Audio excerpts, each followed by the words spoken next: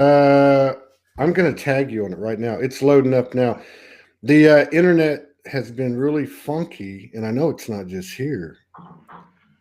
My phone internet, which is on a different service than my house internet, both went out today at the same time for quite a while, and it seems like the stream's kind of slow, but it looks like it's working. Okay, let me tag you on the show. Let's see.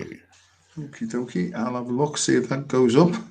Okay, it's on. All right, so I'm going to go ahead and tag this real quick. Wait, let's see here. Thank you, Stephanie. That's very kind of you. Okay. Just give everybody, got 23 people in the house. Jolly good. We are going to. So this is I'm honored to be, because we had to reschedule last time. I've had about four of those days since the first of the year, which is not normal.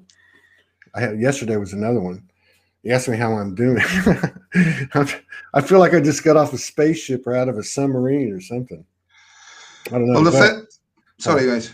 Well, let me just, we got 27. Let's see. Man, we've been getting suppressed lately again, but that's okay. So, we can go ahead and start. Let's see. I've been waiting for this to see what little gems come out.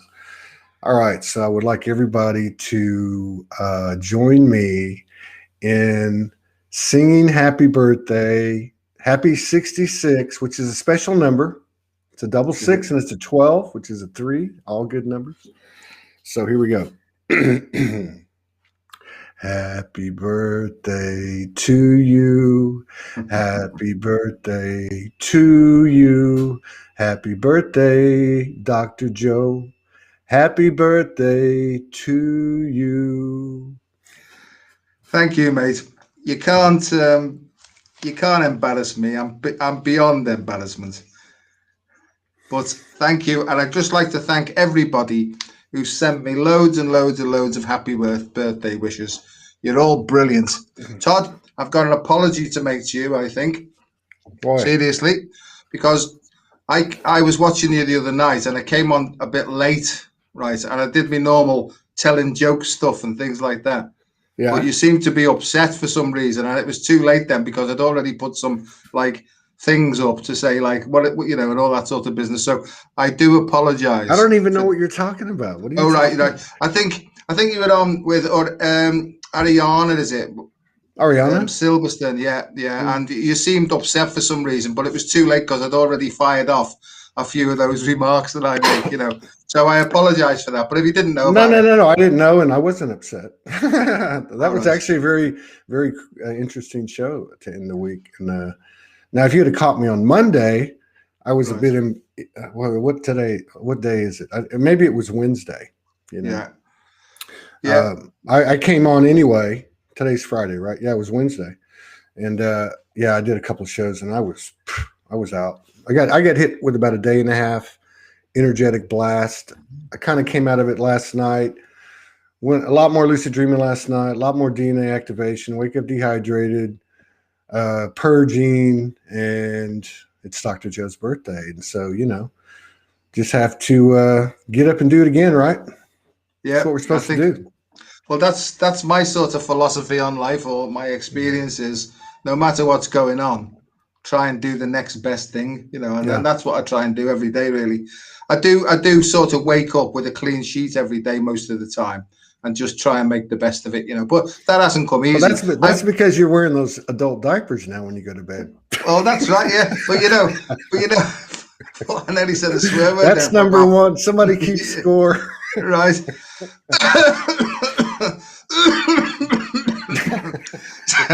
That's 1-1.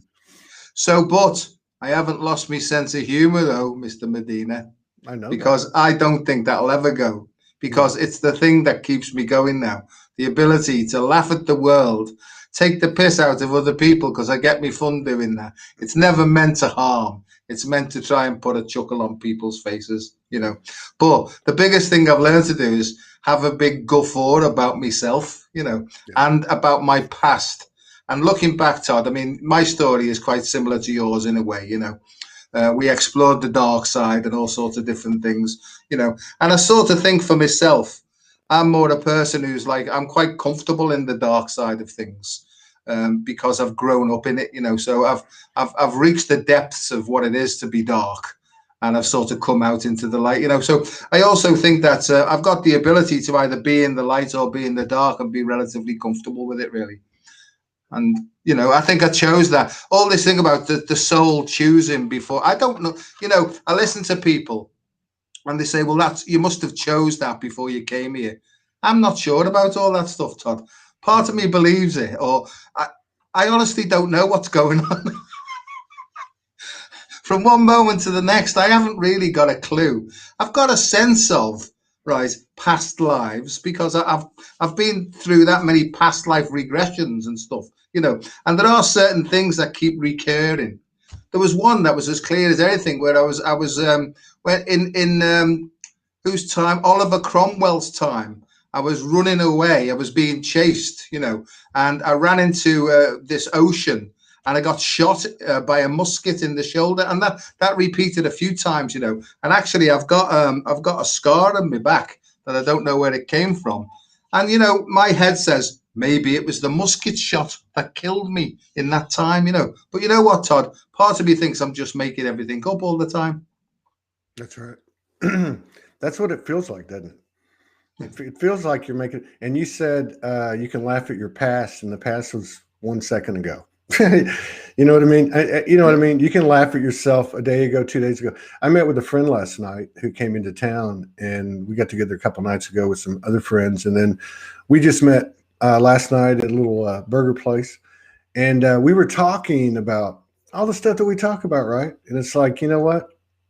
I think that when this thing is over, we're probably going to spend a millennia or two just laughing our asses off at how well we played with ourselves, basically, Yeah. I mean, so well, you've got practice at that, haven't you? You've practiced that playing with yourself, haven't you? You set yourself up. I didn't think you were going to go there, but you're right. 2-1. Listen, I hear and see everything all the time, right? So that's what we're like, us emotionally sensitive types. We're always clocking what's going on, listening to conversations, paying attention over here and what's going on over there, And that was my problem. Is I was that open and sensitive as a child. Right, I couldn't bear the feelings that went with it, and so I closed right down. Right, and drink helped me to do that. It anesthetized me and helped me to fit in temporarily. But when the drink levels went down, then the sensitivity came up. I know, Todd, that the only thing I've got to become tolerant of now is my own emotional reactivity. I've realized that now, Yeah. And most of the time, I'm relatively comfortable no matter what's going on externally, And there's lots of people understanding this now, is that a trigger is where the ego gets hooked. Because the two parts of us, there's an ego part. This is just my way of trying to explain what I've learned. There's an ego part and there's a divine part. The divine part's got all power and it can't be hurt because it's all powerful. So it's only the ego part that gets triggered.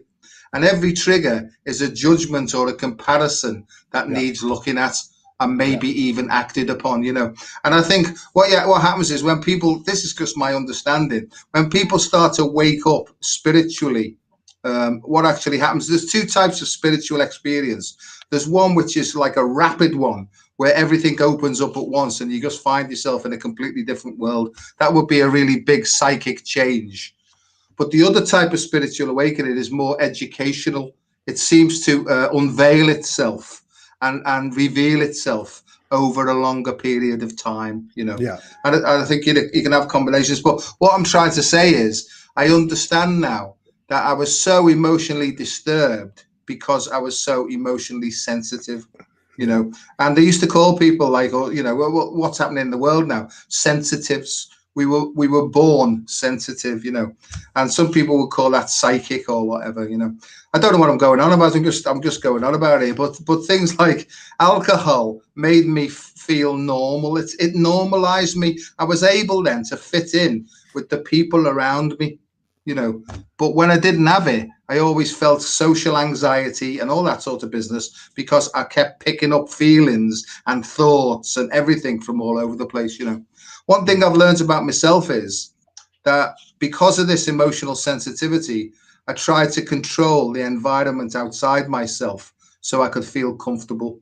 So I became a massive control freak. I would try and control everybody so that they would behave in a way that didn't cause me emotional disturbance, you know. Yeah. And that's what I've learned. And another thing is, I'm like on a lecture thing here now, but what I've learned about myself is, right, that I used to not be truthful with people. I would duck and dive and dodge and weave. I would look at your face. If your face changed, I'd try and imagine what was causing your face to change, and I would change myself in order to so-called please you, so that you didn't kick off on me. And somebody had the courage one day to say to me, right, you're the most selfish person I've ever met. And I thought, who are you talking to? I help so many people. I'm like Saint Joseph, right? And he said, Joe, he said, you're so selfish. He said, what you do basically is you manipulate other people to do what you want to make yourself feel better. And he said, and one of the ways you do it is you tell lies all the time. That hasn't stopped, by the way. All right. This is a good friend. That's a good friend. Yeah, he said to me, he said, you tell lies all the time. He said, not to spare other people's feelings. He said, that's to spare your feelings in case they got upset by the truth that you tell them, you know. And I've realized, once I realized that, it started to open up a great big vision about my past, how I developed these techniques, Todd, probably within the first 7 years of my life. And as an adult, they were still guiding my choices in life. I was like a frightened little child, right, with a head full of knowledge, right, who was a great big narcissistic manipulator. And I'm only a little bit better now, but at least I'm onto it. Humble. It's good to you know, talk about these things. When I met my friend last night, I was telling her that I had seen this. I followed this one station on YouTube, We Are Change, Luke Rzdowski, and just to stay on top of stuff. And he was talking about how there was a there was a communication, a couple of interviews. I guess Joe Biden went on an interview. This is not political. It's a point about what we're talking about. And he said he agreed with whoever the questioner was Vladimir Putin a killer, and something about being godless or something like that. And then Putin shot back and he said, hey, I'm glad to know that we understand each other where we stand now. So the openness. And then he said, I would love to have another conversation, but I want to have it on live TV with no tape delay and so on and so on. So it's not about the politics, what I'm talking about. And I was telling her, I said, isn't that crazy that somebody's mentioned that on the world stage now? And here is evidence of what's going to come in this energy. What we've been doing on an individual basis, even on a show like this or those like this, where you have two people with no BS who are having a conversation with everybody watching. And it's not even about the content. It's about the you know, the vulnerability and the authenticity and the rawness and the truth. So I mean, we went through, didn't we, about a year ago, we went through all that authenticity, rawness, raw authenticity, and that seems to have shifted now, isn't it? And there's almost like another more refined level of truth coming in now, more and more and more. And I think I told you on the last show, I woke up in October in 2011. I think it was about 3:33 in the morning. I put that in there for poetic license, you know, but at 3:33 in the morning, I woke up with this great big train of thought going through my mind, right? And it said to me, you need to tell people about the great shift, right? And, you know, I was like, okay, right? What's the great shift? And I got in my mind, we're going to give you the information now, and you need to explain to people what the great shift is. Todd, I didn't have a clue what the great shift was, but within the next couple of months, I was almost like an expert on it. And I was traveling around the UK giving talks on the great shift in consciousness, you know. So that's how my higher self or my intuition or my spirit or my soul or whatever this thing that's propelling me that's how it works on me. I get a whole load of really, really powerful thoughts coming in to knock on my head to say, pay attention to this. Anyway, to cut a long story short, the great shift, I gave a talk on the 21st of the 12th, 2012. So I got this information, right, a year before, really. And it all happened. And I was hoping that on the 21st of the 12th, 2012, that light would come through, the event would happen, it would sweep across the globe, and everybody would wake up then and start kissing and hugging and being nice to each other. That was my hope. And I think why I was saying about that spiritual awakening before is I had a massive spiritual awakening myself where I did get a big psychic change. So I was almost like projecting that onto the rest of humanity. But then I learned that there's other types of spiritual awakening which take longer. And I think that that's what we seem to be going to. Something happened at that time, whether it be what the Mayans said, and it was the time for the next, the fifth sun or the fourth turning of the fifth wave or whatever, And I think what's happening, and it's getting faster and faster and faster now, right? And I don't think anybody's going to escape it at all. So the way I see it is, right, anything that you've been repressing or hiding, even though you're not aware of it, it's probably buried alive in some part of your psyche, and it's getting washed up to the surface. So if you really start to feel emotionally disturbed and triggered, rather than point the finger, because there'll always be some passerby who you can blame, you know what I mean? So I was told once, right, as soon as you point the finger like that, there's three fingers coming right back at you. And I call this ism, I, self, me. What is it that I need to find out here in order to release myself from this great big meat hook that's just got hold of me, And I think that's how it works. And whether that's all about rebalancing karma, because I think karma is just something that hasn't been fully experienced, right? Right. And it's just you could call it a lesson if you like, but I'd rather call it an experience. It's got to be fully felt and experienced before we get the balancing out process. That's how I see it. I've got no idea what I'm going on about here. That's a perfect segue. It's a perfect segue. I have this thing I wanted to read to you, and then I wanted to tell you a little quick anecdote and then ask you a question based on both, which is exactly what you're talking about. These are not my words. So let me say that truth is an experience in the sense of experiencing. You can never declare, you can never claim, I have it. You can only be humble about it. It is happening. And then you will not be deceived. The deception comes because you start claiming, I have it. Then the ego arises saying, I have the truth. Only I have the truth. Nobody else does. I have arrived. And the ego raises its head. Truth is an experiencing. You cannot claim it. It is very mercurial. If you want to grab it, it will disappear from your fist. You can have it only with an open hand, not with a fist. The Book of Wisdom, The Heart of Tibetan Buddhism, commentaries on Atisha's 7 Points of Mind Training by Osho. So I was talking to my friend last night, and she was telling me how she had her wake up like you just did, and how it came in, right? The guidance came in, the direction came in, the voice came in.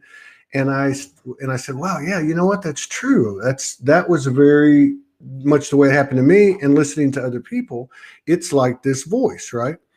And we all did this crazy shit. And then she was explaining to me that now she doesn't hear the voice, that she kind of hears it a little bit, but it's not the same. And it's her heart, a voiceless heart, that's kind of guiding the way. And I said, wow, I wonder if that, because of the stories I've heard on the show and my own experience, unlike yours, how when it first started, the voice was loud and like, get going, go do this, go do that. A lot of things that were atypical and against normal societal standards, right?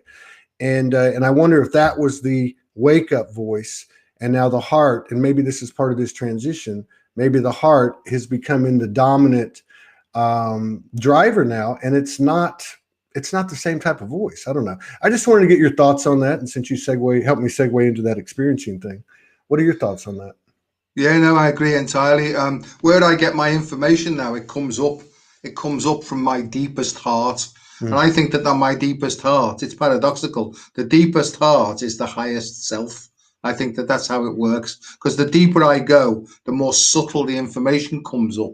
But I seem to listen in to what the bubbles are saying as it emerges from the depth, really, you know. So it's almost like out of the depths I've cried to you, O Lord, Lord, hear my voice. But this is out of the depths, I'm listening, speak louder, because I can't quite hear what you're saying to me, you know. So I have this very, very sort of deep relationship between my left ear, and it's not my heart, it's my soul. I believe it's the soul, because there's lots of people who are tuning into this now, that the heart, the human heart, the 1, 2, 3 dimensional heart, is all filled with sentimentality. And sentimentality means, sentire means to feel, and mentality means to make up.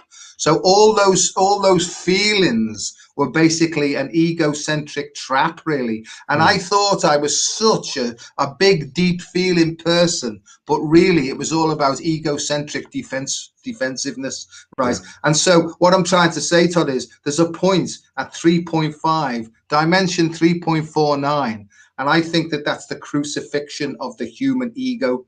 And I think that that's the rock bottom, which is really, again, paradoxically, it's the ceiling to the next dimension. So if you look at a torus, you know, it's the poke through, really. I see it in another way, like a balloon filled with water.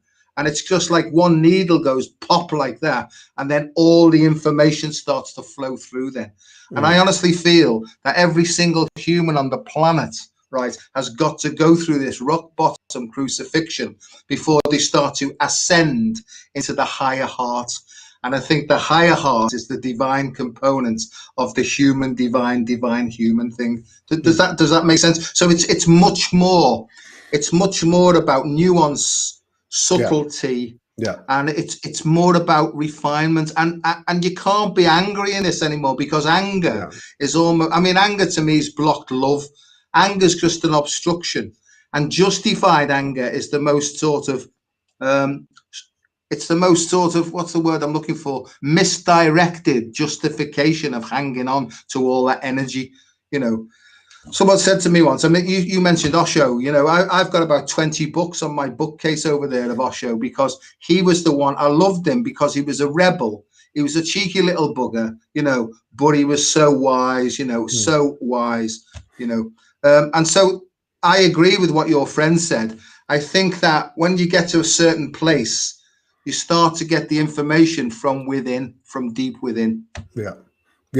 And I like what you said about anger, because, you know, given that all it is and has been to us, one thing that it is now is it's not in a bad way, a red flag.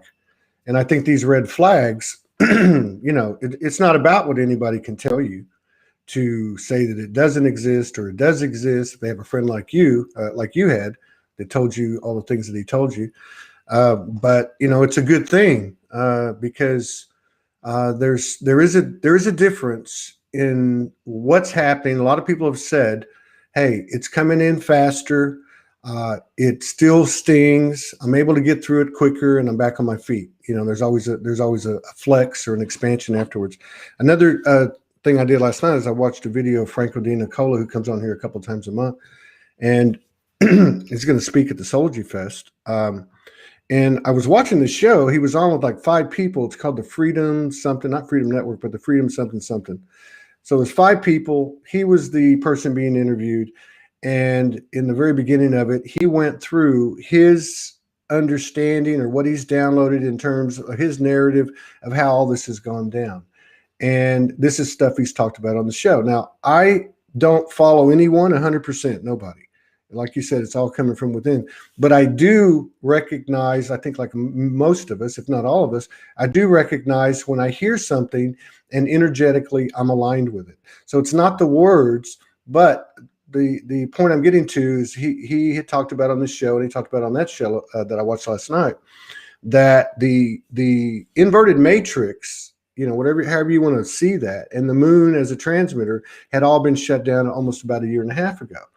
And that the only thing running now because it used to feed the ego. He goes on to explain how the ego was a software and the inverted matrix was an operating system. How, since that operating system was turned off, the ego doesn't have anything feeding it now. So I think part of our transition, part of our adjustment over the last few months, maybe year and a half, has been getting used to the fact that the shoe's not dropping and that the unexpected comes in a bad way. There's something going on. And so the point of the story, or the point of what I'm trying to talk about or refer to, is that the ego is only running the false program now. It's nothing else. It's nothing else running it. So we may be going through some fits and spurts and some purging and having to come to Jesus with these red flags that come up. They're going to get bigger and bigger if we don't tend to them. But the bottom line is we've done some great work. I think all of us have done some great work, and we're starting to see, not only in our own lives, but I think soon to see in the collective experience, the results of our efforts and our brothers and sisters. Well, no coincidences. I really did wake up at about 3:33 this morning, and I watched that same show. Right. There you go. And I have the same view as you. I don't 100% follow anybody else. I listen to them, and if it sort of rings true with me, I pay more attention then. And I don't agree with everything that everybody says, And I also, funnily enough, the night before watched another show with Jason on, and I like Franco, and I like Jason, but the predictive thing that people come up with, I don't do predictions. People say to me, do you think it's going to happen on this date? Do you think it's going to happen on this date? I don't live like that anymore, Todd. Mm-hmm. I just now trust totally my deepest intuitive understanding that's got a view of the whole world. It's got a view of the universe. It is the cosmos itself, right? And it's got the ability to give me a nudge when something I need to pay attention to. Otherwise, my mind's always occupied in the future, and I'm missing the beauty of the present moment. I was sitting here before this afternoon just watching our cats playing and stuff like that, and they're just gambling about, just playing, trying to catch flies and everything, completely and utterly in the present moment, not bothered about, do I have to take this medication? Do I have to leave it? What if this happens? What if that happens? I can sort of sense now, right? And it's only because I've practiced, and by the way, Todd, I've definitely got nothing cracked, mate. I've got nothing cracked. I only feel like I'm ever just scratching the surface for a new bit of information to come up so I can see a little bit wider. That's where I feel. Because I could be back on the piss tomorrow, I could be knocked over by a bus. I could have a heart attack, now that I'm dead old, 66 years of age. Something I did this morning, first thing was I handed my notice in to the job that I've been working in for the last 25 and a bit years, right? And the reason I did that, Todd, is because I feel that something's emerging in me that just wants me to be free, to do what I really enjoy. And I have a sense that I know where it's going, but it might change direction. Right. Because like Osho says, we have to die we have to die and be reborn in one breath at a time, one moment at a time, and to hang light as a feather, to be guided by this inner wind, which will guide us because it can see clearly where would be best for us. And why is it changing all the time? Because free will choice means that even God doesn't know what the outcome is, right? Because if we've really got free will choice, then we can change our mind all the time. And God's got no control over that, whatever God is, you know what I mean? So, Todd, I want to tell you about it. 1986, 1987, that was the worst period of my life. And I didn't know anything about like spirituality then or anything like that, right? Oh, no, that's not true. I did actually. But that was the time I was trying to throw myself off railway bridges because I was that disturbed, you know what I mean? I was hospitalized in the psychiatric department because I was being bombarded by all this information and I couldn't handle it. It was coming in that quickly. I had to run and try and bang my head on walls to knock me out, you know what I mean? And so they took me in hospital, they medicalized me and they calmed me down and stuff like that, you know. And then I found that was apparently the period of this harmonic convergence, you know. And for the next few years, right? I was up and down. I had periods of clarity and then periods of real depression, you know, and I got into all sorts of trouble with all these thoughts coming in my mind, you know. But next week, right, it'll be 29 years since I've had a drink of alcohol or taken any mind-altering substances. Now, I know that food and things like that are mind-altering, but I'm talking about looking for chemical peace of mind, because what I found out is that true peace of mind comes from to thine own self be true. Yeah. What you're looking for, the solution, the salve, if you like, the inner salvation, it comes from allowing yourself to be completely open and vulnerable and sensitive and breathing away the hooks as they get in you. One thing I've learned is, I just feel like I'm going to say this. So what I found is the simplest technique is to reconnect with your body and its feelings. And when you get a bit of a tug or an emotional disturbance, you can just gently bring in a smile and breathe the hook away with the smile. And in that process, as that breath's taking the hook away, the information comes in to show you exactly what it was about. And I know that out breath is associated with the sacred feminine, because that's what this cleansing energy is. And the out breath is associated with the vagus nerve. And this is all coming about because my PhD was all about really the autonomic nervous system, which is to do with the balance of the vagus nerve and, you know, the feminine and the masculine. And I think that's what's happening now. This cleansing energy, which is a sacred feminine energy, is stimulating within us the same cleansing energy, which is bringing all the stuff up to the surface so that we can have a look at it and go, oh God, I own up. And right, I heard that person. I wonder if there's any chance of me going and apologizing to them. You know? I'm sorry about that going on, mate. It's Dude, this is no, I'm digging this, and the synchronicities are pretty cool too. So, like when I was talking to my friend last night on this subject, going back to where she said, you know, she feels like it's the heart speaking and leading now, and I said, you know, mind, heart, you know, and I know there's a lot of different ways to explain stuff, but I was like, so it's like, you know, there's something masculine about this mind, there's something feminine about this heart. Like you find out, you know, after you get woke up that heart thing was always there. You remember it, it's familiar, and now it's expanding, you know, and it's an interesting mix. I think we're merging the few, and I mean the two of them. There was something I want to ask you about. You watched that show last night. There was another part where and I've heard other people talk about it in their narratives, including Mateus de Stefano, in terms of how this evolved and how this happened. But what does that mean to us at the human level? And one of the, well, if not the thing, but one of the things that distinctly is different about the human species is emotions. And if you listen to Frankel last night, he was talking about how before the inverted matrix came in, and there was an organic 3D, 2D, whatever, 4D, that emotions were still powerful, but they were used in a constructive, expansive type of manner. And how, as a result of what's occurred in the evolution we've had up to this point in time over the last year and a half, that we are coming in to the knowing and the execution of utilizing our emotions in ways we never have, or at least not in a dominant way, because our emotions were dominating us. So now we're getting to a point now where this alchemic uniqueness that we have as a human species to, you know, utilize these emotions in terms of transformation, transmutation, and manifestation, right?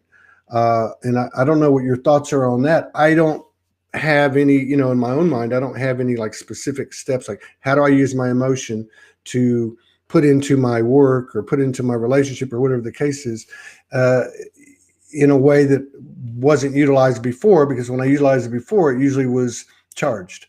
Do you have any thoughts on utilizing emotions for alchemic, transformational manifestations? Yeah. I think it's all about something called emotional sobriety. And emotional disturbance is basically caused by faulty logic and misdirected instinct, right? And it's the instincts that When the instincts are in fighting with one another, right, that's what causes emotional disturbance. But when our instincts are all working in a coherent way, that's what gives us the force to go forward, right, in an undisturbed, flowing way. So, for example, if you're overcharged sexually, for example, then that will conflict with the social instinct. Then, do you see what I mean? So, if you're going into a social group not to be sociable but looking to have sex with somebody, then there's a complete difference there, and people will pick that up at an unconscious level, right? The other thing is, Todd, and this is there are malicious and malevolent forces who are using nefarious means to keep people in fear on the planet at the moment. Okay. And so when you're in fear, it's the basic survival instinct that's in play all the time. When that survival instinct is always sort of on the lookout for danger, then obviously intimacy goes and relationships start to break down That's a then. great And point. then if relationships start to break down, right, then there's going to be a divergence or a bipolarity or a splitting or whatever you want to call that. However, and then society starts to break down then, you see. So the first three instincts are, first of all, personal safety and security. That's associated with your adrenal glands. That's where adrenaline is the most powerful defensive thing. It's mostly masculine, that one, because it's all defensive. But then what's supposed to happen then is, as you develop the ability to stand on your own 2 feet and you can go forward or backwards, you can look after yourself or look after others, then you will be said to be balanced then. So then you move up then. So your physical body and your psychology move up together. Then it becomes sex and intimacy next. So that's the relationship one. And so if you're balanced, then you can take it or leave it, which is very difficult. But if you can take it or leave it, all right, and you can understand the intimacy and the closeness with other people, but also not to push yourself on others and stuff like that. When you're balanced in that department, then naturally you move up then to going out to a wider audience. However, if you're imbalanced at the first one and you're always living in fear, then those other two won't grow. They'll be distorted then. Now, Todd, if you're brought up in Irish Roman Catholic background, and that second one, that sacral one, that sacral one, right? If that's distorted and it's thought of as not natural but as sin, then obviously the energy of the instinct will be misdirected and it will come out in all sorts of unnatural ways. So let me just recap on what I've learned is, right, that misdirected instinct, right, when they're on the rampage with one another, bring nothing but emotional disturbance. And here's the most important thing is, you can't think your way out of it, because you can't develop enough willpower to suppress them and regulate them. What you've got to do is get your head out of the way, allow them then to be transformed through an open heart. Todd, if you don't know how to open your heart up, then you're just going to be the victim of these repressed emotions all the time. So you'll either be angry, you'll be like a sex maniac, or, and you'll be trying to be the boss in society all the time. So it's about misdirected and imbalanced and incoherent instincts knocking hell out of each other, causing emotional disturbance. I'll just say this final bit. How do you know that your instincts are in balance? Because you've got no triggers, your heart's open, you're flowing, and you have a sense of joy that's going through you. That's how you know. Yeah.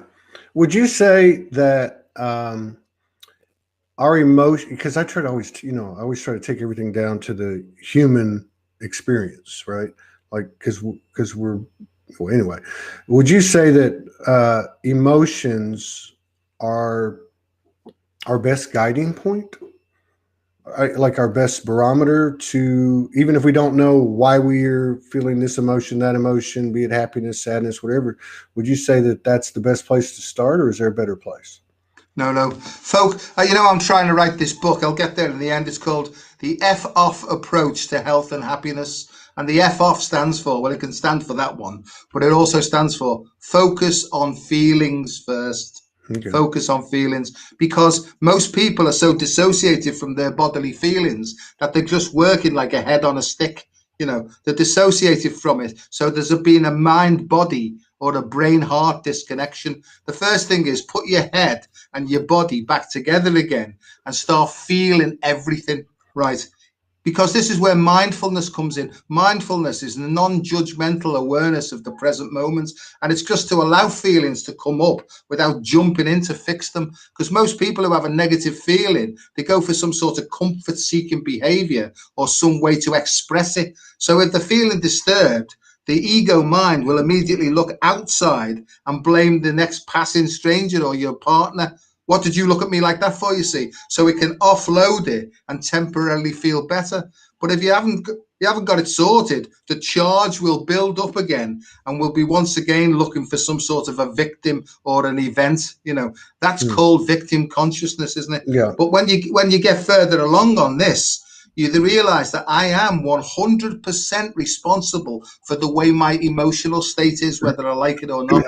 And that's the hardest part, Todd. When I'm feeling disturbed, is to take a breath, settle down, take a step back, and then ask your higher power or your intuition, why am I feeling disturbed here? Is there some action that I need to take? And I think we started off talking about emotional maturity because our show goes on about this all the time. Emotional maturity just means being responsible for yourself and your emotions. Yeah. It's like a lecture, isn't it? So So this is but this is good. This is good instruction. This is, you are a PhD, and what you just spit out, was strong evidence of that, and how you can correlate the things to from your field of study, and how well read you are. So the emotions seem to be something that we could all relate to. I think to me is that. Like once you sit down and you say, what is this? I mean, I would imagine that either the person's already at a place where they know it's within themselves, or they're going to say, okay, it's this person or that event or this circumstance. They're still externalizing it. Is there a way for people, once they say, I'm upset, or I'm sad, or whatever the case is, I'm jealous, or whatever the case is, once they can admit that to themselves, is there a way to, or which way do we go, since we know that if we externalize it, it's not going to go anywhere? Yeah, my view is that once you've started to talk about it, you're in a position where you've admitted it may be me. It may be me, but it could be them. If it happens with more than one person, it could be me, it could be them, I'm not sure. If it happens with three people, right, and it's you. You know what I mean? If you're pointing the finger at three people. So what I'm trying to say is, Buddha said it apparently. He said, all you need to do is become aware of your breathing. Become aware of your breathing, because your breathing is a sensitive indicator of how you're processing information, either consciously or mostly unconsciously. And because 4/5 of your processing goes on below the level of the surface, below the surface. And this is basically what Freud and Jung are going on about, is that we're driven, our emotion. So if you look at emotion, it's energy to move, emotion. So the emotion is generated below the level of our consciousness. And it's the feelings then that drive our thinking, that then drive our behavior. And what most behavioral psychologists do is they try to get you to change your behavior when it's too late. It's already manifested. We don't understand that the root cause. And Todd, for everybody listening, this is what I found out. We talk about root cause analysis. I'm going to tell everybody what it is. Selfishness, self-centeredness, that we think is the root of all our problems. Driven by 100 forms of fear, we step on the toes of our fellows, right? Seemingly, we step on everybody else's toes. Seemingly, they've caused it. But we invariably find that at some time in the past, we have placed ourselves in a position to be harmed. That's called karma. We don't get away with anything, right? Because it will be associated with some action that we've put out that's reflected back to us so that we can learn how it is. And that's why we create our reality, but most of our reality is created unconsciously by accident until we start to realize that we need to pay more attention to the actions we take, maybe before we take them. Does that make sense? Yeah, absolutely. And that's that thing about, sorry, mate, that's that thing about, you know, when someone outside of you, right, upsets you, it's not that, it's some sort of reflection of them that's coming back for you to learn. Why am I having some sort of antagonism with this person? Yeah. We let them off the hook and we try and find out and clean our side of the street. Yeah. And, you know, and I think, you know, again, it certainly appears to be a lot of people talking about, you know, the progress that we've made. Yet we're still talking about the same things and experiencing these things and these revelations and epiphanies in a deeper way. And it still can be challenging. But, you know, I just it doesn't seem to me that there's, you know, I wrote a friend today and I said to her something like, how you doing? I said, well, Rome is burning and the Phoenix is rising at the same time. I feel like I was 10 years ago when I first woke up, you know, out dancing and fighting, et cetera, you know, experiencing hell, but clear to my heaven. You know, it's like that paradox that you're talking about is something beyond anything we've really ever contended with, at least, you know, in this incarnation. And what's happening is we have this clarity that's people are talking about it. And it's not just the clarity of, oh, I get it. It's the clarity of, oh, shit. Oh, shit. I am angry. I am sad. I am externalizing it. That's the clarity. You know what I mean? And it's crazy because I've seen so many people write in the last 2 weeks, I thought I was done with this. I must have seen it 20 times. And we've heard that before in the last few years, but this one feels different like everything else. It feels, to me, it feels like it is a little painful, but it also feels like huge progress and huge expansion is coming or here or whatever. I totally agree. I totally identify with everything that you've just said there. And I think that anger, as I said before, is blocked love, because it's all about love. And what emotions are, human emotions are misdirected instincts. That's why the disturbance, you know. So in order for us to get back into the flow, we need to let go of the self. But it is only by self-forgetting that one finds. So we have to let go of ourselves. Todd, there's nothing to get hold of. We don't intellectually have to get hold of anything. In fact, we have to let go of everything that we've ever believed and just we'll automatically reset. I don't think it's us that's changing us. I think it's, some people would call this the grace of God or the sacred feminine love energy that's coming through. It's washing away all these ego contractions and constrictions, and it's taking us back to our natural, essential soul self, which has a purpose, which is individual, and it's different from everybody else. You know, I believe that the way to freedom is something called collective individuality. It's allowing people to be totally individual and expressive and creative and be tolerant of what they're doing and do our own thing, really, you know, because any controlling organization or phenomenon would want everybody to behave in the same way so they could predict movements all the time.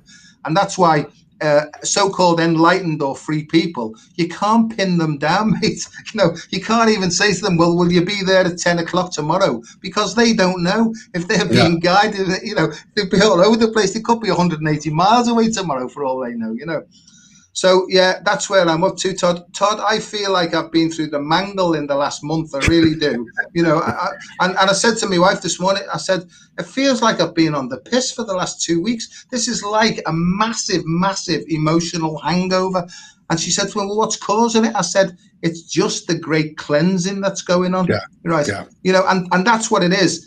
What's causing all the physical pain And by the way, if you've got physical pain and you're worried about it, consult your health professional. But what I find is if I go in, I just get the feeling of, Joe, you're being cleansed. You're just being cleansed, you know. And Todd, I felt like I drank last night 2 bottles of whiskey, you know. I got up this morning, I was staggering all over the bloody place, you know, and I felt like terrible, but I know it's part of the cleansing process. I agree with you. I've been saying for the last 2-3 weeks, I feel like there's an automatic pilot thing going on here for that thing you were talking about, which has no name, and whether we're trying to create a context of it or understand it or define it or explain it or teach it, or we give it a name that was given to us like God or goddess or source or whatever, it still doesn't have a name. And so it's bigger than us. It's happening.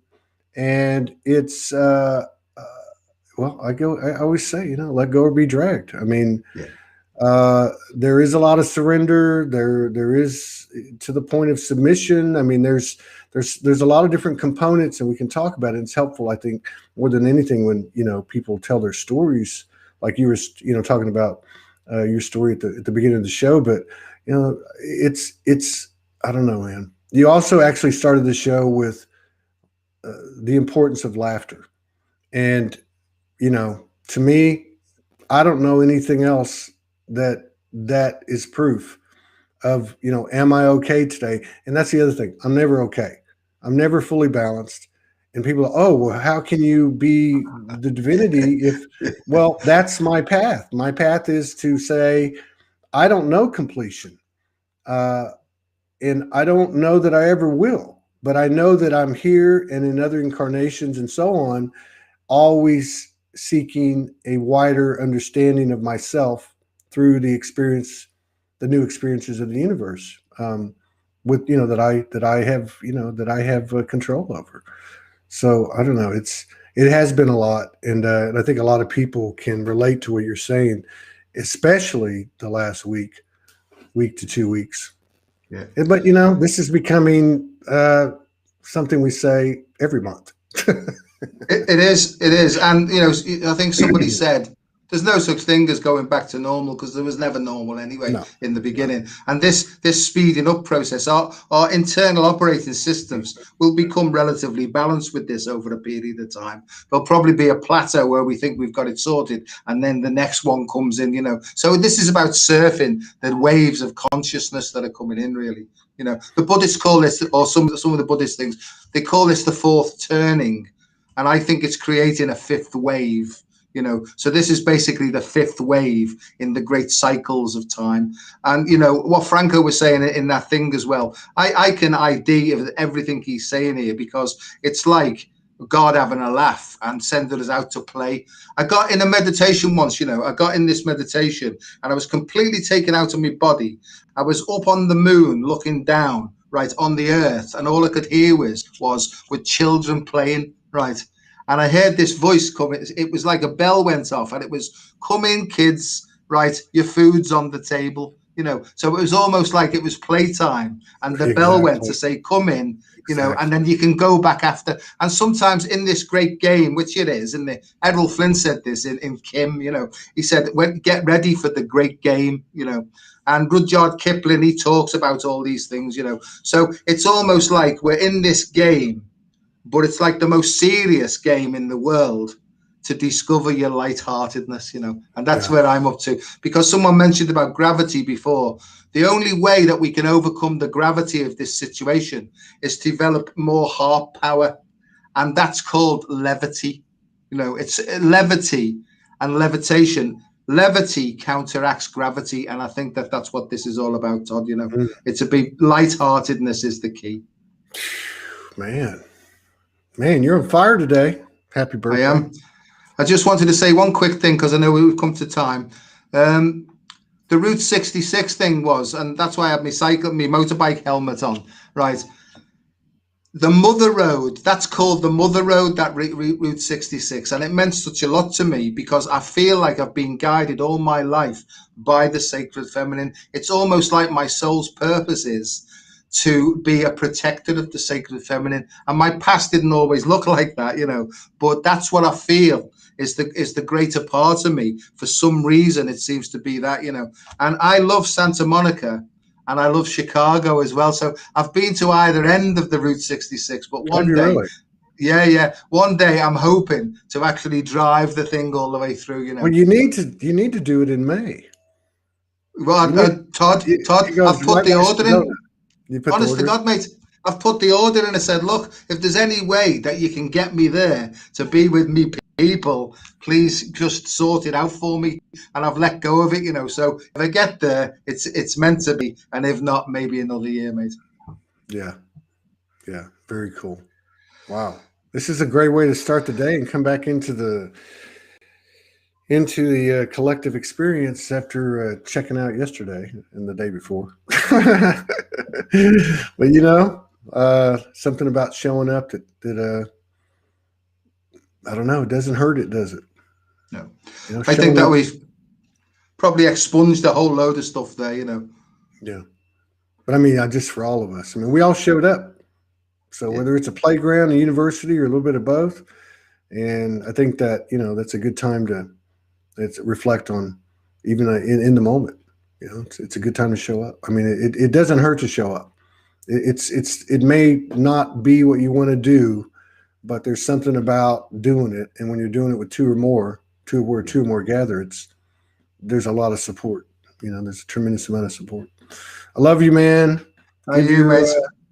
Give your beautiful wife a hug and a kiss from Todd, and I'll see you next month. And I just wish you the best on everything you're doing. And I want to thank you for your dedication, 1987 and beyond, before and after, what you're doing and what you're bringing to the world. I have a feeling you're going to be gaining more and more attention. And my personal opinion is there might be other people out there at your level of education, but the fact that you have the humorosity, the wisdom of the humor, the humor of the wisdom. I mean, I think that's why you're so appealing. So don't change.